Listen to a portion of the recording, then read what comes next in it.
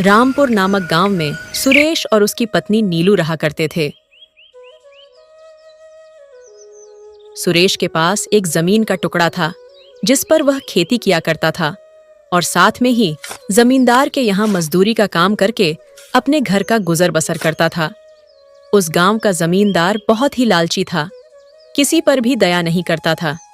एक दिन अचानक सुरेश की पत्नी नीलू की तबीयत खराब हो जाती है।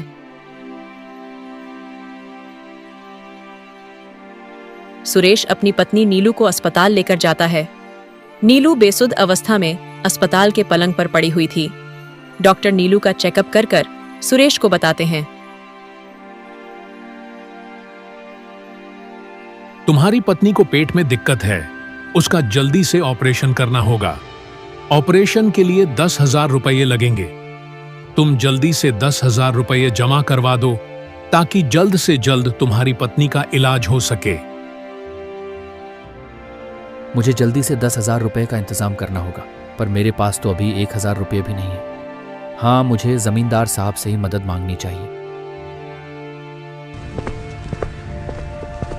सुरेश मदद के लिए जमींदार के पास जाता है। जमींदार साहब, मेरी पत्नी की तबीयत खराब है और मुझे उसके इलाज के लिए 10,000 रुपये की सख्त ज़रूरत है। आप मुझे 10,000 रुपये दे दीजिए। मैं दिन रात एक कर मेहनत कर आपके पैसे चुका दूंगा। सुरेश, मैं तुम्हें 10,000 रुपए दे दूंगा, लेकिन तुम्हें उन 10,000 के बदले कुछ गिरवी रखना होगा। जमींदार जी, मेरे पास तो एक छोटा सा जमीन का टुकड़ा है जिस पर खेती कर हम अपना घर चलाते हैं, और यदि वह भी आपको दे दिया तो फिर हम लोग अपना तुझे बसर कैसे करेंगे? सुरेश, वाह, मैं कुछ नहीं जानता, लेकिन मैं तुम्हें ऐसे ही पैसे नहीं दे सकता। उसके लिए तुम्हें कुछ ना कुछ गिरी रखना ही होगा।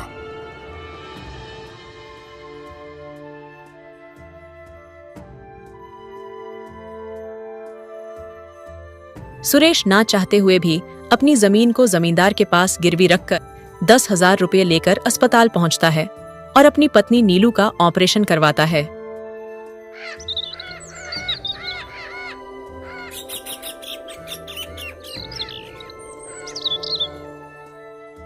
थोड़े दिन गुजारने के बाद नीलू की तबीयत ठीक हो जाते हैं। सुरेश जमींदार के पैसे चुकाने के लिए गांव में मजदूरी करने के लिए चला जाता है।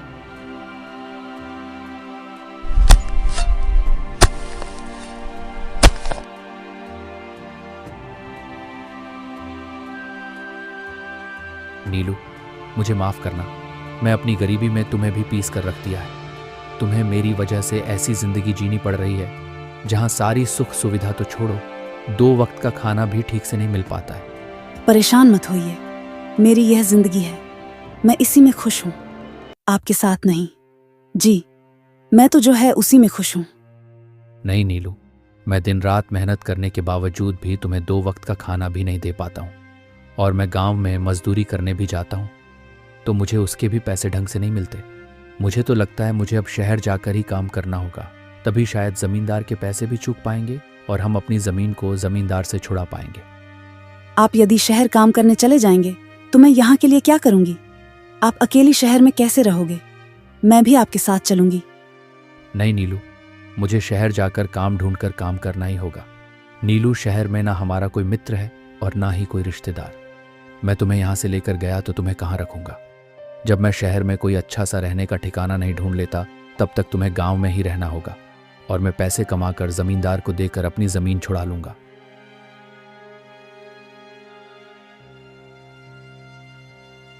सुरेश अपना सामान लेकर पैदल ही शहर की तरफ निकल पड़ता है।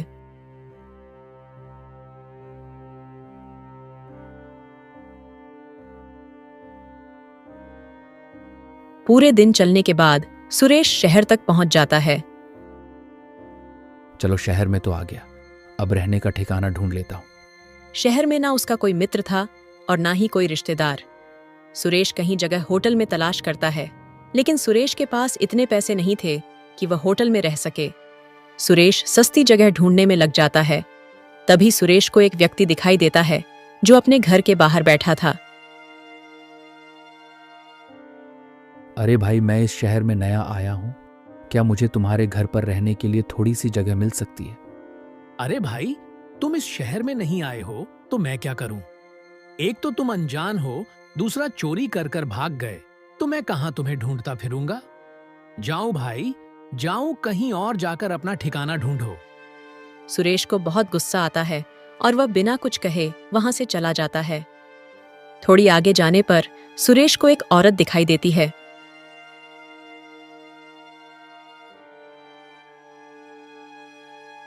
अरे बहन, मैं इस शहर में नया आया हूँ, मुझे रहने के लिए थोड़ी जगह चाहिए। क्या मैं तुम्हारे घर में रुक सकती? भाई, मैं खुद यहाँ किराए के मकान में रहती हूँ। कृपया आप आगे चलकर कोई और घर देख लें। शायद आपको वहाँ मदद मिल जाएगी। ठीक है बहन। सुरेश उस औरत की बात सुनकर आगे चलता है। आगे चलने पर उसे एक घर दिखाई देता है। घर में छपने पर उसे पता चलता है कि इस घर में सिर्फ एक बूढ़ी औरत रहती है। वह आवाज लगाकर उन बूढ़ी औरत को बुलाता है। बाद माँ जी, बाहर आइए माँ जी। सुरेश की आवाज सुनकर वह औरत बाहर आ जाती है। मुझे आपके घर में थोड़ी जगह मिल सकती है क्या? मैं इस शहर में नया नया आया हूँ और रात होने वाली है और मुझे अभी तक कोई ठिकाना नहीं मिला है। अरे हाँ बेटा, क्यों नहीं, जल्दी से तुम घर के अंदर आ जाओ। बेटा, तुम मुझे एक नेक दिल और समझदार लगते हो। मैं इस घर में अकेली रहती हूँ। तुम जितने दिन चाहे यहाँ रह सकते हो। मुझ बुड्ढी को भी अकेले यह घर खाने को दौड़ता है। तुम रहोगे तो अच्छा लगेगा। माँ जी, मैं आपके घर में एक ही शब्द पर रखूंगा कि छोटे से किराए के मैं दूसरों को देने वाला था, वह मैं आपको दूंगा। ठीक है बेटा। खाना खाकर सुरेश सो जाता है।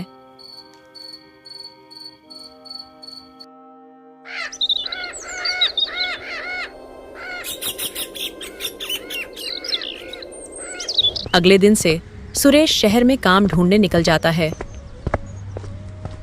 सुरेश को कम मिल जाता है।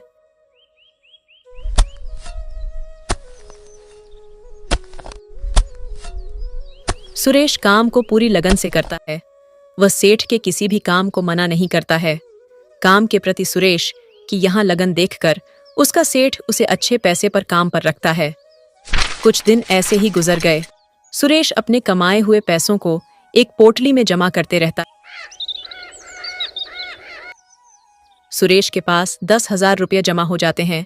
माँ जी, मैं 10,000 रुपये जोड़ लिए हैं। अब मुझे कम जाकर अपनी जमीन छुड़वानी होगी। ठीक है बेटा, तुम अपनी जमीन छुड़ा लो और फिर से काम कर पैसे जमा कर अपनी एक दुकान लगा लेना, ताकि तुम्हें मजदूरी नहीं करना पड़े।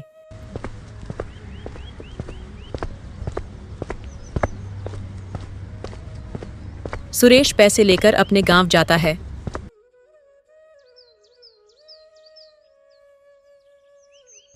नीलू, मैं अपने जमीन को छुपाने के लिए पैसे ले आया। अब मैं अपनी जमीन को जमींदार से छुड़वा लूंगा। सुरेश जमीन को छुड़वाने के लिए जमींदार के पास पैसे लेकर जाता है।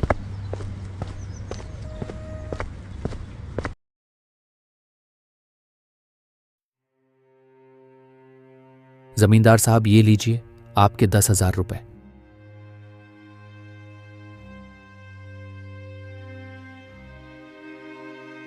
सुरेश जी, तो सिर्फ मूल रकम ही है तुम्हारा कर्ज। अब 15,000 रुपए हो गए हैं। जमींदार सुरेश को उसकी जमीन लौटाने से मना कर देता है। सुरेश अपने घर लौट जाता है। नीलू, मुझे फिर से शहर जाकर और पैसे जोड़ने होंगे। जी, अब की बार मैं भी आपके साथ शहर चलूंगी। कुछ छोटा मोटा काम ढूंढकर आपकी मदद करूंगी। सुरेश और नीलू शहर जाने के लिए निकल जाते हैं। शाम होने के साथ साथ मन दोनों शहर पहुंच जाते हैं। शाम होने के साथ साथ मन दोनों शहर पहुंच जाते माँ हैं। जी की 10,000 रुपए अभी भी मेरे पास पड़े हैं। यदि ये चोरी हो गए तो मेरी मेहनत पानी में चली जाएगी। माँ जी, आप इन पैसों को किसी सुरक्षित स्थान पर रख दीजिए।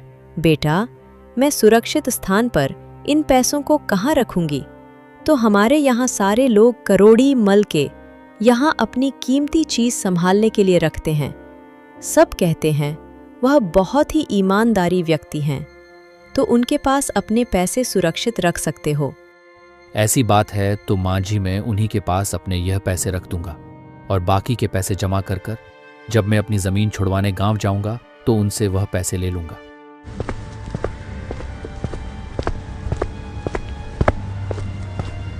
सुरेश उन पैसों को करोड़ीमल के पास रखने के लिए चला जाता है। सेठ जी, मैंने सुना है आप सभी लोगों की कीमती चीज संभाल कर रखते हैं। यह मेरी मेहनत की कमाई है जो मैं आपके पास रखना आया हूं। सेठ जी, मुझे अब गांव जाना है, इसीलिए आप मुझे मेरे 10,000 रुपए दे दीजिए। अरे हाँ हाँ भाई, क्यों नहीं। मैं तुम्हारी इन पैसों को बहुत ही संभाल कर रखूंगा और जब भी तुम्हें जरूरत हो तो मुझे या पैसे मांग लेना। करोड़ीमल सुरेश से बात करता है कि वह उसे पर विश्वास कर लेता है और अपने पैसे करोड़ीमल को देकर वहां से चला जाता है। सुरेश दिन रात एक कर 10,000 रुपए और जमा कर देता है। पैसे जमा होने के बाद वहां करोड़ीमल के पास अपने पैसे वापस लेने के लिए जाता है।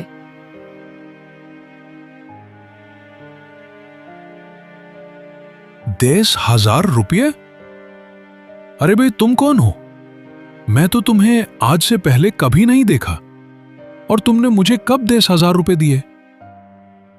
अरे भाई, जाते हो या मैं तुम्हें धक्के देकर यहां से बाहर निकालूं?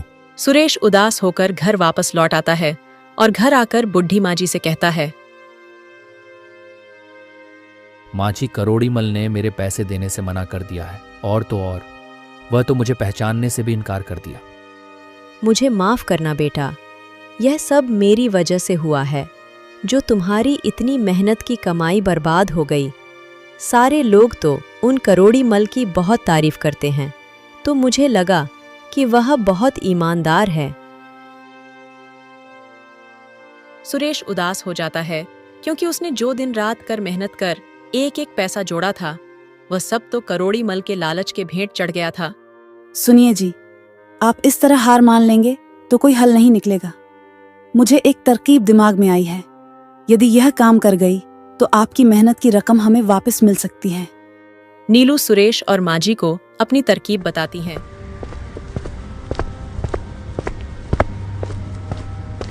तीनों अपनी योजना बनाकर घर से निकलते हैं। थोड़ी दूर जाने के बाद जी, आप मैं जब करोड़ीमल के घर के अंदर जाऊं तो उसके थोड़ी देर बाद आ जाना। और माँ जी, जब सुरेश आपके पास आ जाए तब आप अंदर आ जाना और कहना, बेटा तुम्हारा पति व्यापार करके लौट गया है, जल्दी घर चलो। कहकर नीलू करोड़ीमल के यहाँ जाती है। नीलू अपने साथ एक बड़ा सा संदूक लेकर गई थी। करोड़ीमल की नजरें उस संदूक पर टिकी हुई थीं। मैंने सुना है आप इस शहर के सबसे ईमानदार व्यक्ति हैं, इसीलिए मैं अपने घर के हीरे जवाहरात इस संदूक में भरकर आपके पास रखने के लिए लाई हूं, क्योंकि शहर में चोरियां बढ़ती जा रही हैं और मेरे पति भी व्यापार करने के लिए दूसरे शहर में रहते हैं। लेकिन मैं कैसे मान लूं कि आप ईमानदार हैं?